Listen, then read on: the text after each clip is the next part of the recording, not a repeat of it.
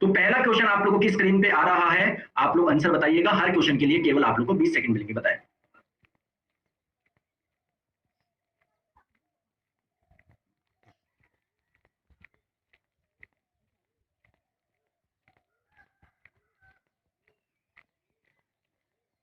तो right answer आप लोगों का हो जाएगा दोस्तों ऑप्शन नंबर बी, सेल्यूलोज। देखिए आप लोगों को पता है सेल्यूलोज क्या होता है, सबसे पहले तो मैं बताऊं, ये आपका प्लांट में पाए जाने वाला कार्बोहाइड्रेट होता है ये। और दोस्तों सेल्यूलोज को डाइजेस्ट करना क्या होता है, काफी मुश्किल होता है। हमारी बॉडी सेल्यूलोज को डाइजेस्ट नहीं कर पाती। जैसे आप लोगों को बताऊं, आप लोग दोस्तों फूड लेंगे तो सबसे पहले माउथ में रखेंगे, फिर इसमें आप लोग का फूड पाइप से ये जो आपका फूड होता है किसमें आता है दोस्तों, स्टमक में आता है। स्टमक से स्मॉल इंटेस्टाइन में, छोटी आंत में, और फिर आप लोगों की लार्ज इंटेस्टाइन होती है। तो जो भी आप लोगों का फूड होता है, आपका मैक्सिमम डाइजेशन कहां पर होता है दोस्तों, यहाँ पर होता है, स्मॉल इंटेस्टाइन में होता है। तो अगर स्मॉल इंटेस्टाइन की लेंथ अगर कम होगी तो इसमें ज्यादा डाइजेस्ट नहीं हो पाएगा, है ना। तो सेल्यूलोज को पचाने के लिए जो स्मॉल इंटेस्टाइन की लेंथ होनी चाहिए वो ज्यादा होनी चाहिए, इजीली आपका डाइजेस्ट नहीं हो पाता है। जैसे हमारी बॉडी में भी दोस्तों स्मॉल ये सेल्यूलोज डाइजेस्ट नहीं हो पाता है। तो आप लोग बोलेंगे कि सर इसका मतलब हम लोग खाए नहीं क्या सेल्यूलोज? नहीं, आप लोग सेल्यूलोज खाइए, सेल्यूलोज का फायदा भी होता है। क्यों? क्योंकि दोस्तों इसका डाइजेशन तो होता नहीं है, ये सीधे की सीधे आपकी बॉडी से बाहर निकल जाता है, जिससे जो भी गंदगी होती है वो अपने साथ में साथ ले जाता है, ठीक है। तो इसलिए बोला जाता है हरी सब्जी आप लोग खाया करिए। तो राइट आंसर आपको हो जाएगा ऑप्शन नंबर बी, सेल्यूलोज। इसके डाइजेशन के लिए स्मॉल इंटेस्टाइन की लेंथ क्या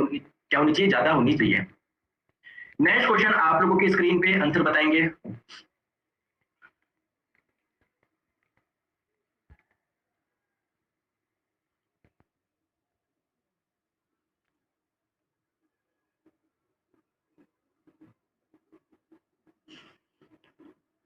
दोस्तों ग्रास नली, इसको इंग्लिश में आप लोग है ना ग्रास पाइप की जगह फूड पाइप कर लीजिए ना। वैसे इसका जो राइट आंसर हो जाएगा वो हो जाएगा फेरिंग्स। देखिए हम लोगों ने जब पूरी थ्योरी पढ़ी थी तब भी मैंने बताया था, फिर से मैं समझा देता हूँ। होता क्या है, आप लोग जो भी फूड लेते हो कहां पर रखते हो सर, माउथ में रखते हो। और जो भी आप लोग की एयर एंटर करती है वो कहां से करती है, नाक से करती है। ध्यान से देखिए, तो देखिए ये आप लोग दोस्तों लिप से देख पा रहे हो, तो यहाँ से तो आप लोगों का क्या जाएगा, भोजन जाएगा। मैं इस भोजन को दोस्तों किस कलर से बताता हूँ, मैं रेड कलर से आप लोगों को बता देता हूँ। इस रेड कलर से मैं आप लोगों को भोजन बताता हूँ, भोजन आप लोग के अंदर जा रहा है। और आप लोगों की जो एयर अंदर जा रही है नाक से जा रही है दोस्तों, यहाँ से यहाँ पर है ना। तो ये आप लोगों का रास्ता है, देखो ध्यान से देखेंगे, ये आप लोगों का क्या है दोस्तों, रास्ता है। अब एक चीज मुझे बताइए, ये तो आप लोगों का गया भोजन, ठीक है। अब देखो यहाँ पर आप लोग रास्ता देख रहे हो कि ये आ रही है, यहाँ से एयर आ रही है और यहाँ से आ रहा है फूड आ रहा है। तो ये वाला जो कॉमन पैसेज है ना, इसको हम लोग बोलते हैं फेरिंग्स, इसको हम लोग बोलते हैं फेरिंग्स। अब इसके बाद में क्या होगा दोस्तों, फूड तो यहाँ से आ जाएगा, फूड तो आपके अंदर किससे जाएगा, ओइसोफेगस से जाएगा, जिसको हम लोग फूड पाइप भी बोलते हैं, यानी ग्रास नली भी बोलता हूँ। जो एयर जाती है दोस्तों वो इस वाले पाइप से जाती है, जिसको हम लोग विंड पाइप बोलते हैं। और विंड पाइप की ही ओपनिंग को क्या बोलते हैं, लैरिंग्स बोलते हैं। तो लैरिंग्स में से तो क्या एंटर करती है, केवल एयर एंटर करती है। ईसोफेगस या इसको फूड पाइप बोलते हैं हिंदी में, ग्रास नली, इससे आप लोगों को किया जाता है भोजन जाता है। लेकिन दोनों का जो कॉमन है वो आपका क्या है, फेरिंग्स है। तो फेरिंग्स आपके लिए कॉमन रास्ता हो जाएगा, फूड के लिए भी और एयर के लिए भी। तो राइट आंसर आपका हो जाएगा ऑप्शन नंबर डी, फेरिंग्स। चलिए नेक्स्ट क्वेश्चन दोस्तों आप लोगों की स्क्रीन पे आंसर आप लोग बताएंगे, क्वेश्चन बहुत अच्छा है।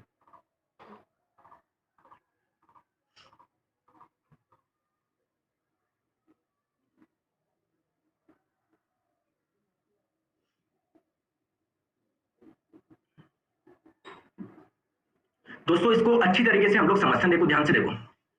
पहली बात आप लोग को समझना है, क्वेश्चन में क्या पूछा जा रहा है, इनमें से कौन सा प्लाज्मा प्रोटीन रक्त के स्कंदन में निहित है, यानी ब्लड की क्लॉटिंग में कौन सा प्लाज्मा वाला प्रोटीन आप लोग का इंपॉर्टेंट है। अभी प्लाज्मा प्रोटीन होता क्या है, तो देखिए ध्यान से देखिए, आप लोगों का दोस्तों जो ब्लड होता है इसमें 55% क्या पाया जाता है, प्लाज्मा पाया जाता है, और 45% ब्लड कॉर्पसूकल्स। इस 45% में क्या क्या आता है, आपका आरबीसी आता है, डब्ल्यूबीसी आता है, और आपका आता है दोस्तों प्लेटलेट्स। क्या आता है, प्लेटलेट्स आता है। दोस्तों इस 55% में मैक्सिमम पार्ट क्या होता है, वाटर होता है।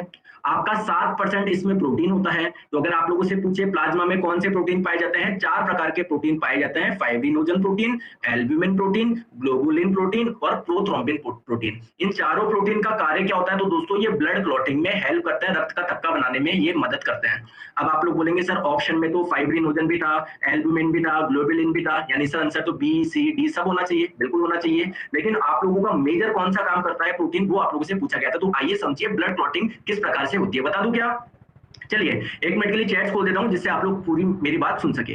तो देखिए ब्लड क्लॉटिंग, रक्त का थक्का कैसे बनता है, इसका प्रोसेस आप लोग देखिए।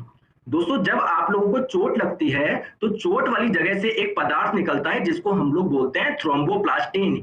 ये कहां से निकलता है, जहां पर आप लोगों को चोट लगती है तो उसी जगह से एक सब्सटेंस निकलता है, पदार्थ निकलता है, जिसको हम लोग बोलते हैं थ्रोम्बोप्लास्टिन। और दोस्तों वहीं से क्या निकलता है, कैल्शियम भी निकलता है। तो थ्रोम्बोप्लास्टिन और कैल्शियम कहां से निकले सर, चोट से निकले। दोस्तों इनमें मिल जाता है प्रोथ्रोम्बिन। अरे ये प्रोथ्रोम्बिन कहां से आया, अरे ये प्रोथ्रोम्बिन कहाँ से आया, कोई बता दो यार, कहाँ से आया। दोस्तों ये आपका प्लाज्मा में पाया जाने वाला प्रोटीन है, यानी ब्लड में ही ये आप लोगों का पाया जाता है। तो थ्रोम्बोप्लास्टिन और कैल्शियम प्रोथ्रोम्बिन के साथ मिलकर किसका निर्माण करते हैं, थ्रोम्बिन का निर्माण करते हैं। दोस्तों आपकी बॉडी के अंदर ब्लड जब बहता है तो क्या वो जम जाता है, क्या क्या उसकी क्लॉटिंग हो जाती है क्या, नहीं सर उसकी क्लॉटिंग नहीं होती। इसका कारण क्या है, क्योंकि उसके अंदर एक पदार्थ पाया जाता है। कौन सा पदार्थ पाया जाता है, हिपेरिन पाया जाता है। इस हिपेरिन की वजह से ब्लड की क्लॉटिंग नहीं होती। लेकिन दोस्तों ये ससुरा जो थ्रोम्बिन बनाना, ये हिपेरिन को क्या कर देगा, डीएक्टिवेट कर देगा।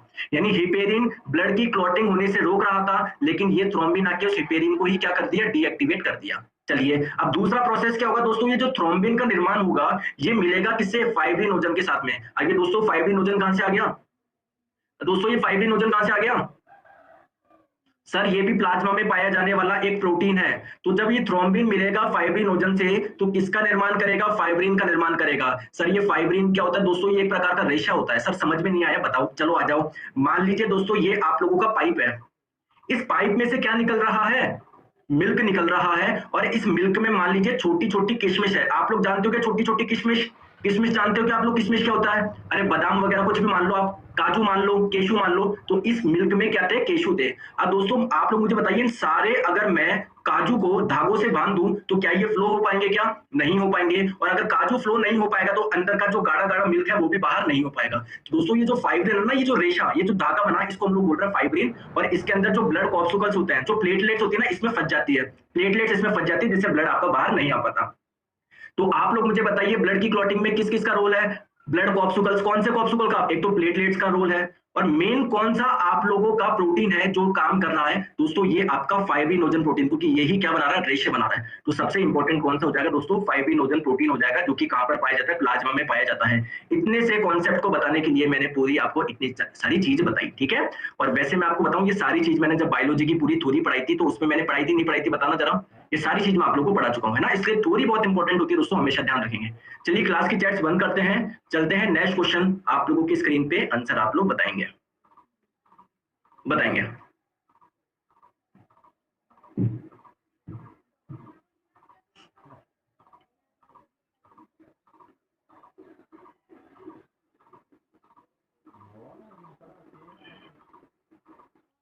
आप लोगों से पूछा गया है कि एक वयस्क मानव के शरीर में कितने लीटर खून होता है। तो आप लोग जानते हैं दोस्तों, खून का अमाउंट कई जगह 5 से 6 लीटर होता है। लेकिन भैया 5 से 6 लीटर हो गया सर, 5 डाले 6 लीटर, 6 डाले तो वैसे एग्जैक्टली मैं आप लोगों को बताऊं, आपका हेल्दी में तो 4.5 से आपका 5.5 लीटर होता है ना। तो कई बार एक बार ऑप्शन में 5 से 6 लीटर भी आता तो वो टिक हो गया था, लेकिन यहाँ पर तो 5 भी दे दिया, 6 भी दे दिया। तो दोस्तों मोस्ट अप्रोप्रिएट आंसर कौन सा होगा, खुद बताइए। 4.5 से 5.5 लीटर के बीच में एक आप लोगों का इतने लीटर आप लोग के ब्लड पाया जाता है। तो राइट आंसर आपको हो जाएगा ऑप्शन नंबर सी। और कल वाले क्वेश्चन में, मतलब कल वाली शिफ्ट में क्वेश्चन पूछा गया था, ह्यूमन बॉडी का पीएच कितना है दोस्तों, मानव शरीर का ह्यूमन बॉडी का पीएच कितना है। तो आप लोगों के कई बच्चे कंफ्यूज हो गए, तो ध्यान रखेंगे, ह्यूमन बॉडी का पीएच का मतलब होता है ह्यूमन बॉडी के ब्लड का पीएच। तो ब्लड का पीएच कितना होता है, 7.3 से 7.4 होता है, ये भी आप लोग ध्यान रखेंगे। चलिए आगे, चलिए नेक्स्ट क्वेश्चन आप लोगों की स्क्रीन पे आंसर आप लोग बताएंगे।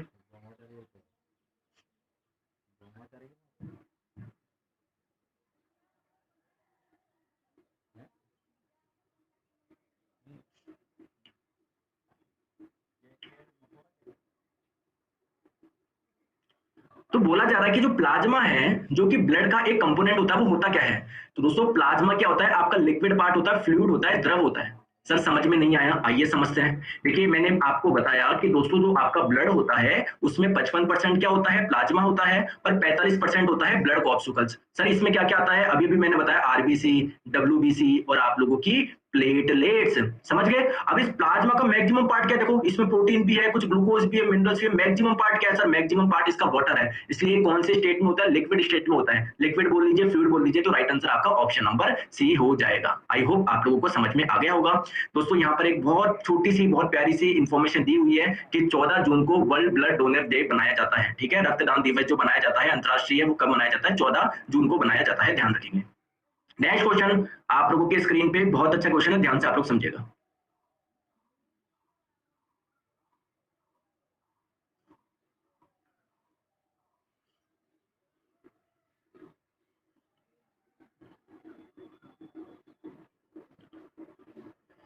तो राइट आंसर आपका हो जाएगा साइटोप्लाज्म। दोस्तों ये क्वेश्चन बहुत पूछा जाता है रेस्पिरेशन में। अगर आप लोगों की इजाजत हो तो मैं आप लोगों से 40 से 50 सेकंड लूंगा, पूरा इसको क्लियर कर दूं क्या? वैसे मैं पहले कर चुका हूं थ्योरी वाली क्लास में, लेकिन समझो इधर, देखो इधर। दोस्तों ध्यान रखेंगे, प्लीज ध्यान से समझेंगे। जो रेस्पिरेशन होता है ना दोस्तों, वो दो प्रकार का होता है। क्या होता है? दो प्रकार का होता है। एक तो होता है दोस्तों आपका एरोबिक रेस्पिरेशन, और एक होता है आप लोगों का एनएरोबिक रेस्पिरेशन। मतलब ऐसा रेस्पिरेशन जो ऑक्सीजन की उपस्थिति में हो रहा है उसको हम लोग बोलते हैं एरोबिक रेस्पिरेशन, और जो ऑक्सीजन की अनुपस्थिति में हो रहा है उसको हम लोग बोलते हैं एनएरोबिक रेस्पिरेशन। तो दोस्तों जब ये वाला रेस्पिरेशन होगा तो प्रोडक्ट क्या बनता है? कार्बन डाइऑक्साइड बनता है प्लस H2O आपका बनता है। ये वाला रेस्पिरेशन होता कहां पर है? तो दोस्तों आपके जो हायर ऑर्गेनिजम्स होते हैं ना, जैसे जिनकी बॉडी वेल डेवलप्ड होती है, उनमें कौन से प्रकार का होता है? बफरिंग हो रही है? बफरिंग बहुत ज्यादा हो रहा है क्या? दोस्तों थोड़ा सा एडजस्ट कर लो, कई बार हो जाता है ना, थोड़ा सा एडजस्ट कर लिया करो। तो ये आपके जो हायर ऑर्गेनिजम्स होते हैं, मतलब जिनकी बॉडी वेल डेवलप्ड होती है, उनमें एरोबिक होता है। अगर मैं आप लोगों से पूछूं एनएरोबिक कहां पर होता है, तो दोस्तों हमारी मसल्स में भी आपका एनएरोबिक होता है। जो यीस्ट होते हैं, बैक्टीरिया होते हैं, इनमें क्या होता है? आपका एनएरोबिक रेस्पिरेशन होता है। चलिए सर इतना सा समझ में आ गया। अब और कुछ चीज बताइए। तो देखिए ध्यान से समझो आप लोग, एक चीज समझो।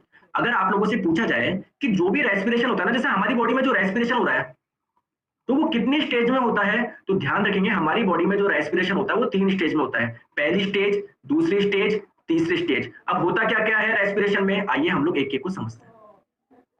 अरे यार बफरिंग हो रही है, चैट्स बंद कर दो यार, चैट्स बंद कर दो, इससे बफरिंग होती है ना। चैट्स बंद कर दो, एक बार सुनो ध्यान से, ठीक है? चलिए मैं आपको बोल रहा हूं दोस्तों, जो भी रेस्पिरेशन होता है, श्वसन होता है, वो 3 प्रक्रिया में होता है, 3 स्टेज में होता है सर। कौन कौन सा होता है? सबसे पहली जो स्टेज होती है वो होता है आपका ग्लाइकोलिसिस। क्या होता है आपका? ग्लाइकोलिसिस। सर ये ग्लाइकोलिसिस होता क्या है? देखिए ध्यान से समझो, रेस्पिरेशन होता क्या है, बात को समझो। आप लोगों को एनर्जी किससे मिलती है? कार्बोहाइड्रेट से मिलती है। जो भी आप लोग भोजन में कार्बोहाइड्रेट लेते हो सर, उससे एनर्जी मिलती है। चलो सर उससे एनर्जी मिली। जब कार्बोहाइड्रेट का डाइजेशन होता है, पाचन होता है, तो कार्बोहाइड्रेट किस में कन्वर्ट हो जाता है दोस्तों? ग्लूकोज में कन्वर्ट हो जाता है। चलिए ठीक है सर, लेकिन आप लोग मुझे बताइए, क्या आप लोगों को एनर्जी मिल गई क्या? नहीं सर, अभी तो ये ग्लूकोज में कन्वर्ट हुआ है। जब तक ये जलेगा नहीं, जब तक ये ऑक्सीडेशन नहीं होगा इसका, तब तक आपको एनर्जी नहीं मिलेगी। और बेसिकली इसके ऑक्सीडेशन के लिए किस चीज की जरूरत होती है? ऑक्सीजन की जरूरत होती है। और आप लोग इसको, जो ये एयर ट्रांसपोर्ट कर रहे हो, जो ये ऑक्सीजन गैस ट्रांसपोर्ट कर रहे हो, यही क्या होता है? आपका रेस्पिरेशन होता है। ध्यान से समझो। अब ये रेस्पिरेशन आपका 3 स्टेज में होता है। सबसे पहला जो स्टेज होता है उसको हम लोग बोलते हैं ग्लाइकोलिसिस। सर ग्लाइकोलिसिस क्या होता है? ये आपका जब ग्लूकोज टूटता है तो इसी प्रक्रिया को हम लोग बोलते हैं ग्लाइकोलिसिस। तो ग्लाइकोलिसिस क्या है? Break down of glucose. Glucose का टूटना ही क्या कहलाता है? आपका ग्लाइकोलिसिस कहलाता है। दोस्तों ये जो प्रक्रिया होती है, ये वायु की मतलब ऑक्सीजन की उपस्थिति में होती है, ऑक्सीजन की अनुपस्थिति में होती है। तो दोस्तों ये ऑक्सीजन की अनुपस्थिति में होता है, इसलिए रेस्पिरेशन के इस स्टेज को हम लोग क्या बोलते हैं? एनएरोबिक रेस्पिरेशन बोलते हैं, या एनएरोबिक ब्रीदिंग आप लोग बोल सकते हो।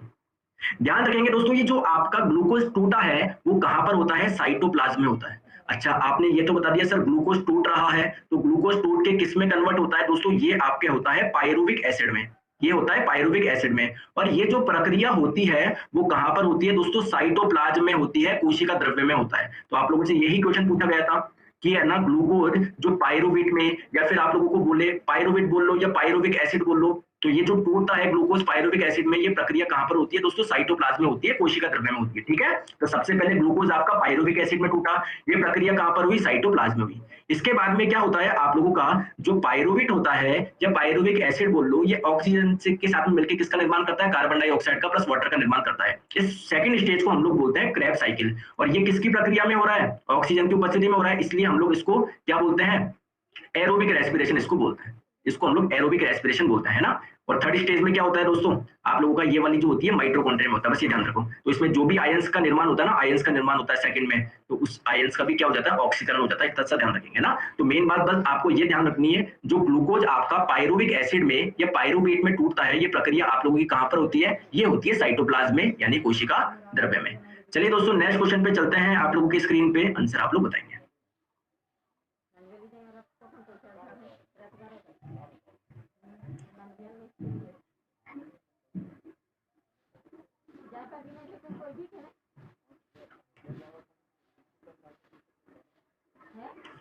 क्वेश्चन में बोला जा रहा है पॉलिनेशन क्या होती है? प्रक्रिया होती है। तो ये कौन से पौधों में होती है?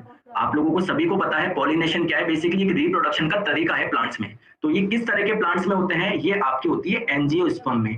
राइट आंसर आप लोगों का हो जाएगा ऑप्शन नंबर सी, एंजियोस्पर्म में। नेक्स्ट क्वेश्चन आप लोगों की स्क्रीन पे। दोस्तों इस क्वेश्चन के लिए मैं समय आप लोगों को थोड़ा सा ज्यादा दूंगा, पूरे 1 मिनट का समय दे रहा हूं, आराम से आप लोग सोच समझ के जवाब दीजिएगा, पूरे 1 मिनट का समय, जल्दबाजी नहीं करना है आपको इसमें ना।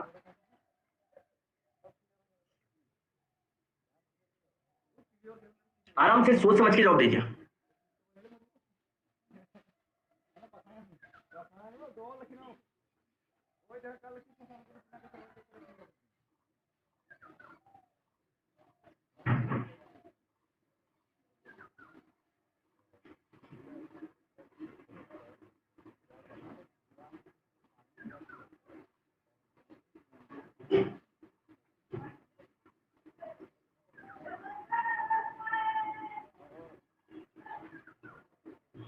तो आई थिंक सभी के आंसर्स आ चुके हैं, है ना। अब हम लोग एक्सप्लेन करना स्टार्ट करते हैं। राइट आंसर आपका हो जाएगा ऑप्शन नंबर बी।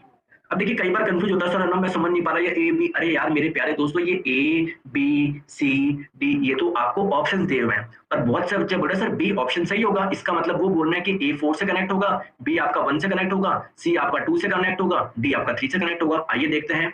तो वो बोल रहे हैं ए आपको 4 से कनेक्ट होगा, देखते हैं बिल्कुल सही है क्या वॉशिंग सोडा, क्या सोडियम कार्बोनेट होता है कि बिल्कुल सही बात है दोस्तों, जो आपका सोडियम कार्बोनेट होता है इसी को ही हम लोग वॉशिंग सोडा बोलते हैं।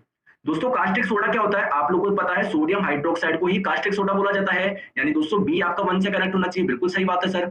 नीला तोता किसको बोलते हैं, कॉपर सल्फेट को, CuSO4 ध्यान है ना, तो सी आप लोगों का किससे कनेक्ट होगा दोस्तों, 2 से कनेक्ट होगा। हाइपो सोडियम थाइसल्फेट से होगा, यानी डी आपका किससे कनेक्ट होगा, 3 से कनेक्ट होगा, यानी बिल्कुल सही जवाब है सर ऑप्शन नंबर बी इसका करेक्ट आंसर हो जाएगा। चलिए नेक्स्ट क्वेश्चन आप लोग के स्क्रीन पे, और दोस्तों ये बहुत इंपॉर्टेंट है ये क्वेश्चन, है ना, जिस प्रकार से क्वेश्चन आप लोगों से पूछे जा रहे हैं एग्जाम में उसके लिए बताएंगे। क्वेश्चन आपकी स्क्रीन पे बताइए।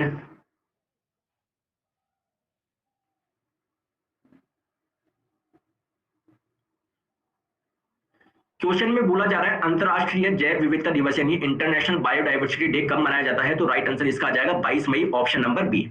लेकिन मेरा क्वेश्चन आप लोगों से यह है कि वर्ल्ड एनवायरनमेंट डे कब मनाया जाता है, इसका आंसर कौन बताएगा।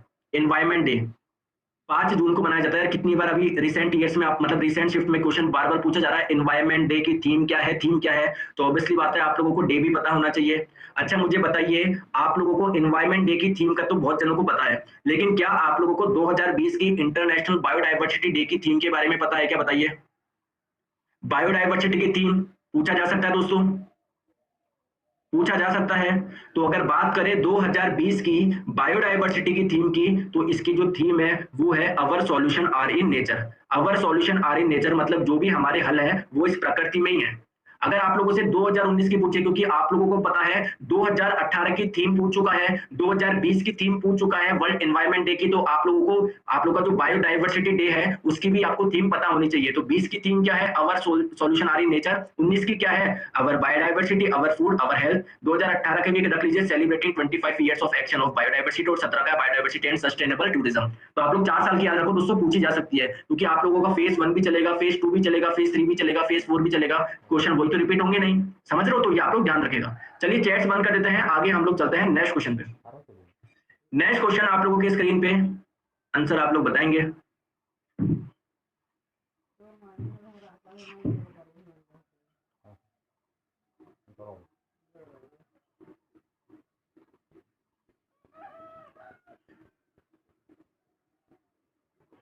दोस्तों प्रोजेक्ट टाइगर इंडिया में कब लॉन्च हुआ, तो ये प्रोजेक्ट टाइगर जो हुआ 1 अप्रैल 1973 को हुआ।